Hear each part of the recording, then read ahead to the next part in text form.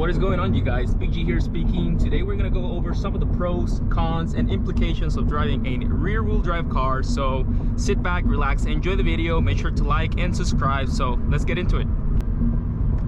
We're going to discuss the following topics you can see on the screen now. We're going to start first with talking about the tire, load transfer, and then we're gonna move on to discuss some of the pros and some of the cons of having a rear-wheel drive vehicle. So first off, let's talk about tires. I usually like to start, talking about the tire first because it's the, it's the medium between the car and the road. You cannot do anything that the tire does not allow you to do. It dictates how quickly you can accelerate your vehicle, how quickly you can decelerate your vehicle, and how fast you can go through a corner. Some tires are stickier than others, so those stickier tires typically give you a bigger circle where you can do more acceleration and more cornering simultaneously. But typically those tires wear out much faster, and you have a limitation. And of course, as I mentioned, it depends on the type of tire. It can depend on the temperature of the road, the temperature of the tire, the pressure of the tire, the compound, the tread wear. There are many factors.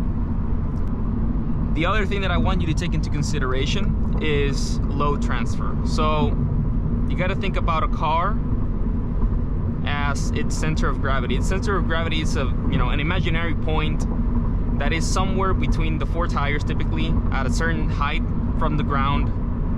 And this is essentially where mathematically the mass of the car is concentrated for the purpose of considering like a rigid body. So the center of gravity means that whenever you apply some sort of acceleration, braking, or cornering force to the car, you will have some sort of load transfer. You will transfer load from a certain amount of from a particular tire to the other tire. If you're taking a right-hand corner, you're typically going to transfer load from the inboard tires, which are on the right-hand side, to the outboard tires, which are on the left-hand side. And the easiest way to think about it is when you see a car braking, you will typically see that they tilt forwards. That's called pitch. So that's essentially the physical way of seeing load transfer. So two things that you need to take into consideration. So when load transfer happens, you're essentially removing load from a tire and transferring it to another tire. But essentially the net remains constant. Getting that out of the way, the first thing that I want to discuss is acceleration performance. And acceleration performance is typically an advantage for rear-wheel drive cars, essentially because when you accelerate forward, right, you essentially transfer load from the front axle to the rear axle. So essentially you have more of the weight of the car concentrated at the tire that has the capacity for propulsion of the car. This is convenient because you essentially want all of the mass of the vehicle concentrated in the tire that has the capacity of displacing it. Because you want to accelerate the mass, but you need the mass where where you're using the power. And the easiest way to think about it is imagine a dragster car. Dragster cars typically have all of their mass concentrated on the rear tires, and this is for a reason. You want to have all the weight in the axle where you're transmitting the power.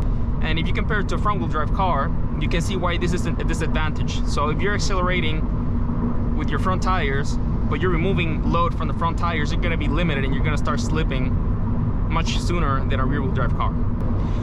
Point number 2 that I want to discuss is throttle/corner balance. The corner balance, or a cornering balance that you can obtain, or control that you can obtain from a rear-wheel drive car, it's miles above a front-wheel drive car, because it gives you the freedom for you to choose how you want to handle, how do you want the car to respond to a certain input, right? And what I mean by this is, I will take specifically the scenario where you're in a corner exit. So when you're in a corner exit, what do? You typically start releasing your steering input, you start accelerating, and you allow the car to exit the corner. But there are some differences fundamentally between a front-wheel drive car and a rear-wheel drive car. In a front-wheel drive car, you have the limitation of the tire that I was talking to you about earlier. The limitation of the tire says that you can only do certain amount of cornering force and certain amount of acceleration simultaneously before you start breaking away from that tire capacity. But what happens with a rear-wheel drive vehicle? In the rear-wheel drive vehicle case, you don't have any power being transmitted in the front wheel, so you can essentially use all of the grip, all of the tire's capacity for cornering purposes.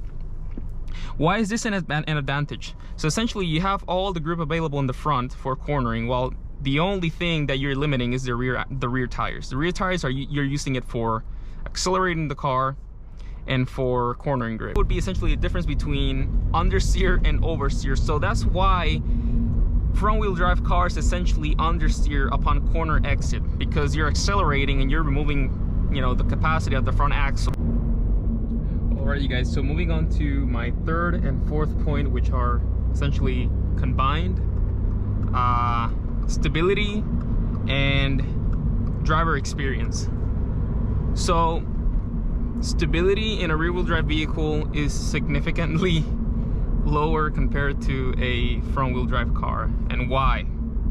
I'm gonna keep it simple. Understeer versus oversteer. Understeer is much easier to control.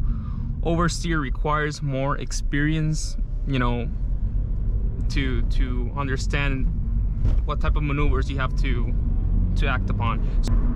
So essentially, a rear-wheel drive car will encounter oversteering situations way more often than a front-wheel drive car.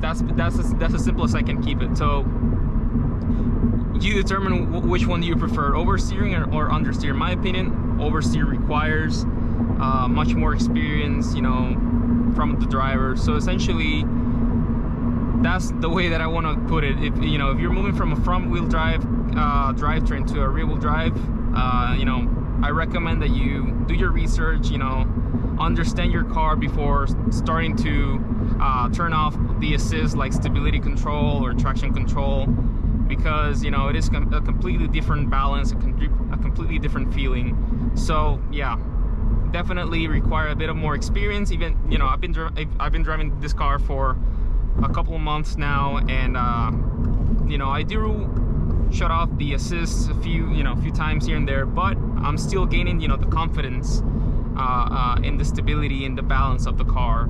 You know, I'm trying to understand those limits, so I do recommend you do the same thing.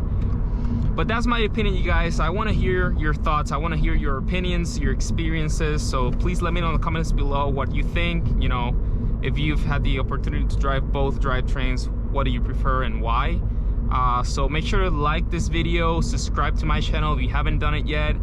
We're gonna have some good content coming in the future, so stay tuned for that, you guys. I'll see you in the next one.